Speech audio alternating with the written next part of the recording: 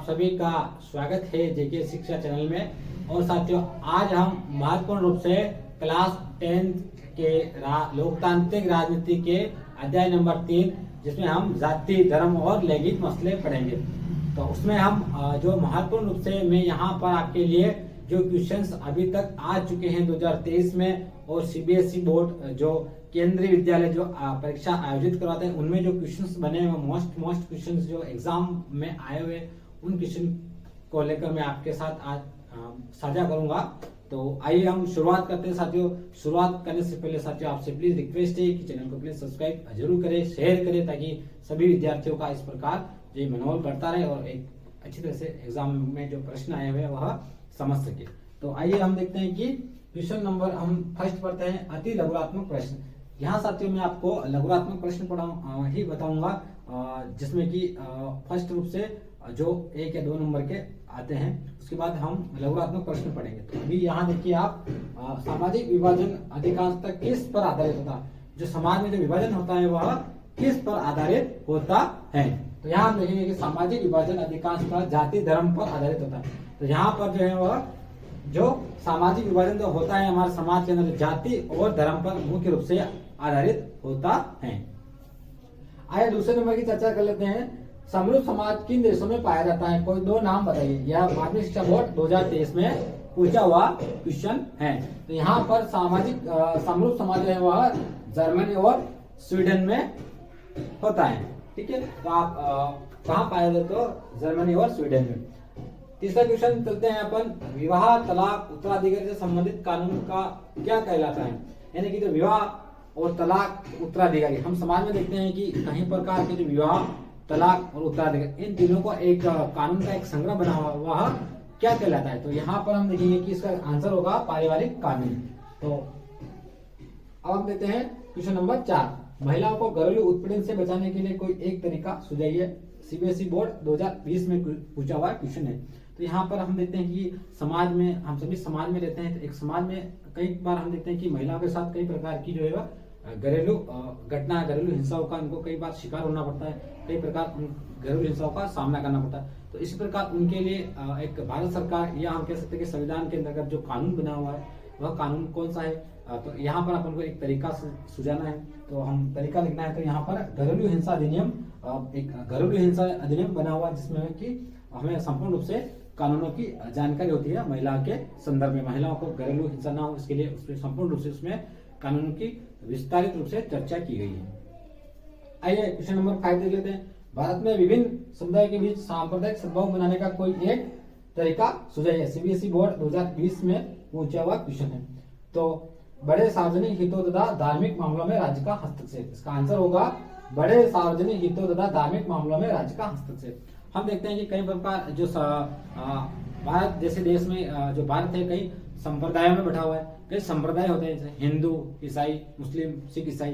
तो ये कई प्रकार के जो है वह संप्रदाय बने हुए। तो इन संप्रदायों में आप सौहार्द बना रहे, आपसी प्रेम बना रहे, इसके लिए कई प्रकार की हिंसा ना हो, इसके लिए कहीं ना कहीं जो है वह एक तरीका सुझाइए ताकि इसमें आपसी सौहार्द बना रहे। तो यहाँ पर जो है सार्वजनिक, बड़े सार्वजनिक हित या राज्यों का धर्म में हस्तक्षेप, इसका आंसर होगा कि बड़े सार्वजनिक हितों तथा धार्मिक मामलों में राज्य का हस्तक्षेप। यानी कि कहीं बार जो है राज्य का हस्तक्षेप अगर होगा इनमें, तो वह उनके बीच में आपसी सौहार्द और प्रेम, भाईचारा बना रहेगा।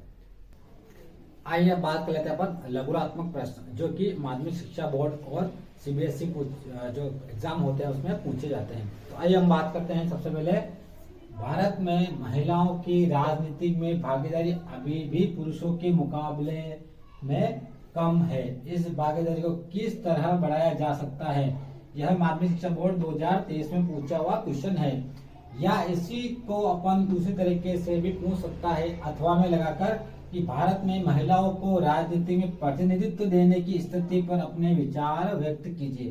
तो आप कंफ्यूज ना होए, क्वेश्चन को इस पर दोनों आधार पर पूछा जा सकता है।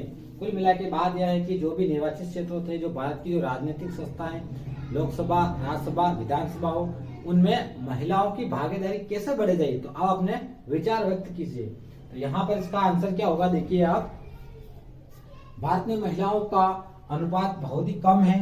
उदाहरण के लिए लोकसभा लोकसभा में महिलाओं की संख्या पहली बार 2019 में ही 14.36% तक पहुंची। राज्यों की विधानसभाओं में इसका प्रतिनिधित्व 5% से भी कम है। और पहली बार ये लोकसभा में इसकी जो संख्या है वह महिलाओं की संख्या कितनी पहुंची, 14.36% तक पहुंची। और यह राज्यों की विधानसभा में इनका प्रतिनिधित्व 5% से भी कम है।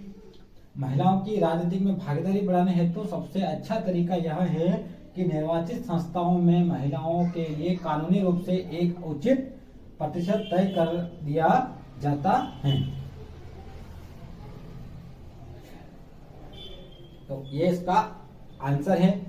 यानी कि अब इसको आप समझे कि महिलाओं की भागीदारी हम देखते हैं कि राजनीतिक क्षेत्र में बहुत ही कम है, इसलिए महिलाओं की भागीदारी किस प्रकार बढ़े।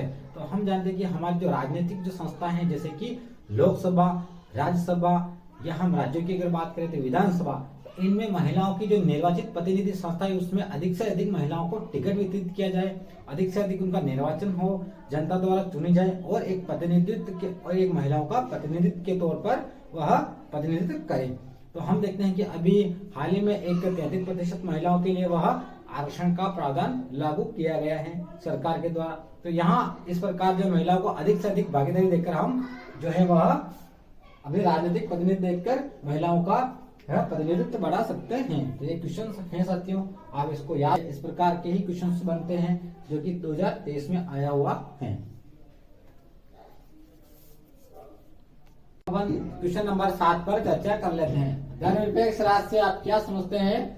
भारत में धर्मनिरपेक्ष शासन का मॉडल क्यों अपनाया? या इसी क्वेश्चन को अपन ऐसे भी पूछ सकते हैं, भारत में धर्मनिरपेक्ष राष्ट्र से आप क्या समझते हैं, स्पष्ट कीजिए। यह माध्यमिक शिक्षा बोर्ड 2016 में पूछा हुआ क्वेश्चन है। यानी कि साथियों ये जो क्वेश्चन है आप एक बार इसे समझ लीजिए कि भारत एक धर्मनिरपेक्ष राज्य। धर्मनिरपेक्ष से अभिप्राय है कि उस राज्य का या उस भारत का या उस देश का कोई अपना धर्म नहीं होता है। सभी धर्मों को मानने के लिए वह स्वतंत्र आजादी देता है हमारे को, और सभी धर्मों को अपनाने पर अपन भी पूर्ण रूप से स्वतंत्र है। हम किसी भी धर्म को अपना सकते हैं, एडॉप्ट कर सकते हैं और उस धर्म के अनुसार अपन को सारे स्वतंत्रता मिली हुई अपने अपने धर्म, जो भी अपने अपने धर्म को मानते हैं उनको सभी को आपस में अपने धर्म को मानने के लिए पूर्ण रूप से स्वतंत्र है। और जो है भारत किसी के धर्म में कोई हस्तक्षेप नहीं करता है। तो आइए हम देखते हैं कि धर्मनिरपेक्ष राज्य से अब क्या अभिप्राय है।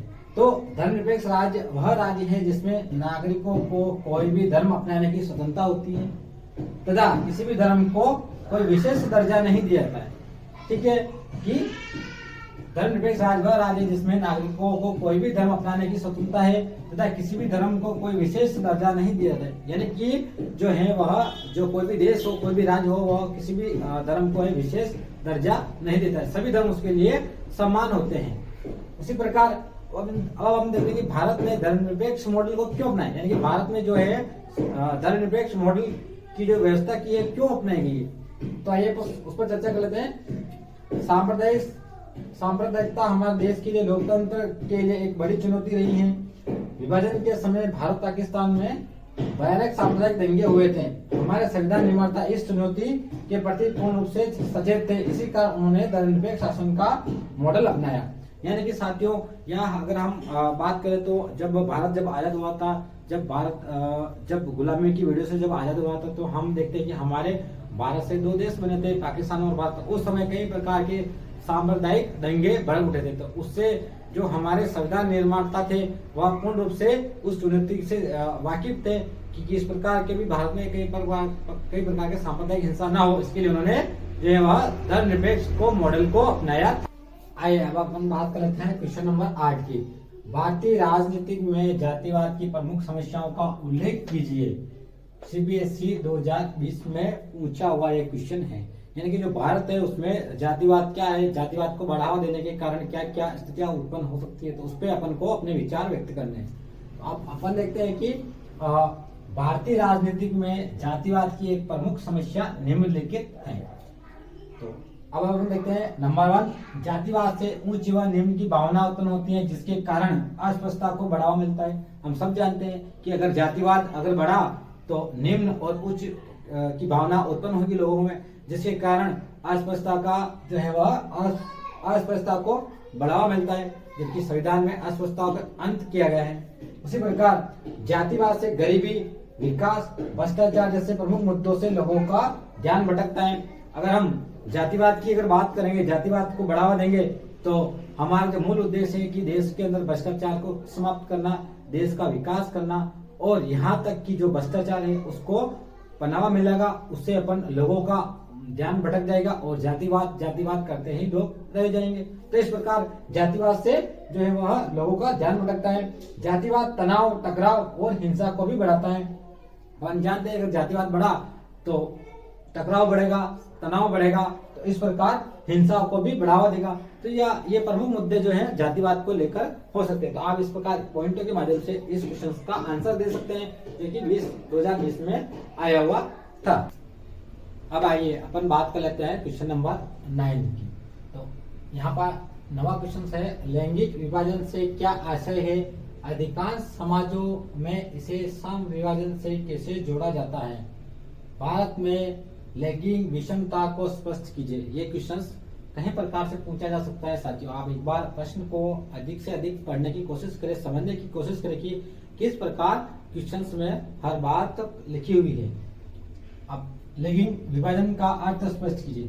देखिए, इसी क्वेश्चन को 3 बार से पूछा गया है और यह क्वेश्चन 2 बार आया हुआ है। देखिए साथियों, माध्यमिक शिक्षा बोर्ड 2013 में पूछा हुआ है और सीबीएसई ने भी इसे 2015 में पूछा हुआ है। तो मोस्ट इंपोर्टेंट क्वेश्चन है कि लैंगिक विभाजन से क्या आशय है? अधिकांश समाजों में इसे सम विभाजन से कैसे जोड़ा जाता है? या भारत में लैंगिक विषमता को स्पष्ट कीजिए, या लैंगिक विभाजन का अर्थ स्पष्ट कीजिए। तो आइए हम इसका आंसर देखते हैं। लैंगिक विभाजन क्या होता है?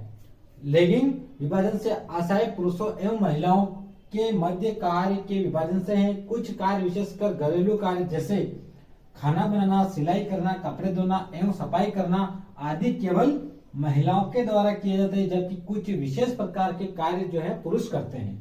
तो यहाँ आपने अंतर सीख लिया होगा कि जो घरेलू में जो कार्य होते हैं, घरेलू के सफाई करना, सिलाई करना, इस प्रकार के जो कार्य है, खाना बनाना, ये सारे कार्य जो है महिलाओं के द्वारा किया जाता है, जबकि जो है कुछ विशेष प्रकार के कार्य पुरुषों के द्वारा किया जाता है। आप सब जानते हैं, आप भी सब समझते हैं। तो ये क्या, ये लैंगिक विभाजन है। भारत में इसको लैंगिक विभाजन कहा गया है।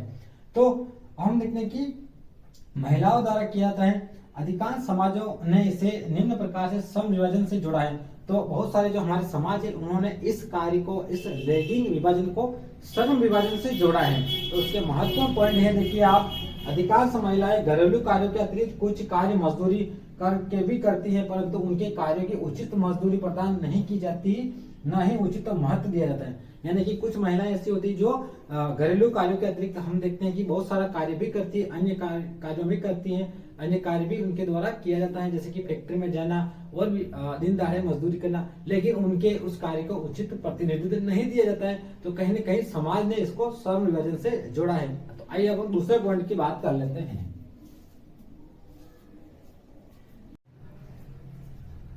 अब चर्चा कर लेते हैं अपन दूसरे पॉइंट की। यहाँ पर देखिए कि लैंगिक विभाजन में पुरुषों एवं महिलाओं के मध्य लैंगिक का अर्थ यह है कि पुरुष घरेलू कार्य नहीं करते हैं, वे केवल इतना सोचते हैं कि घरेलू कार्य करना महिलाओं का कार्य है, जबकि इन कार्यों के लिए अधिक पारिश्रमिक अगर दिया जाता है तो पुरुष भी इन कार्यों को करने हेतु तो तैयार हो जाते हैं, जैसे कि होटलों में रसोइयों का बनना और कई प्रकार के दर्जियों का काम करना। तो यहाँ से अभिप्राय है कि जरूरी नहीं कि महिलाएं जो है घर का काम करती हैं। अगर पुरुषों को अच्छा पारितोषिक दिया जाए, पारितोषिक श्रम अगर उनको मिले, वेतन अगर अच्छा मिले, यहाँ पारिश्रमिक से अभिप्राय है कि अधिक वेतन मिले या वेतन अच्छा मिले, तो हम देखते हैं कि कई प्रकार के जो पुरुष होते हैं वह भी बड़ी बड़ी होटलों में रसोइया का काम करते हैं, बावर्ची का काम करते हैं और कई प्रकार के होटलों में एक दर्जी के रूप में भी सेवाएं अपनी देते हैं। तो यहाँ पर जो है वह इसी कारण इन्होंने जो है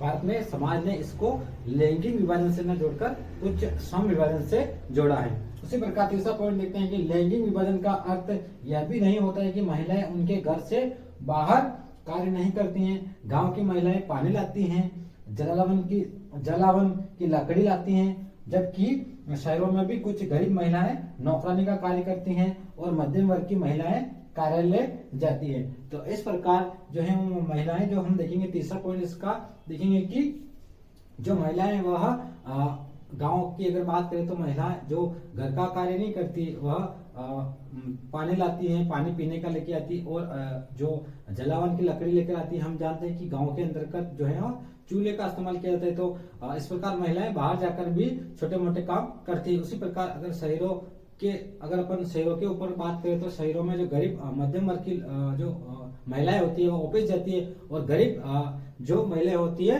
वह एक प्रकार से नौकरानी का काम करती है। तो यहाँ पर इसी कारण इन्होंने समाज ने जो है भारत में जो समाज है उन्हें जो इसको समविभाजन से जोड़ा है। तो साथियों उम्मीद करता हूँ कि साथियों आपको तीनों पॉइंट अच्छे याद हो गए होंगे।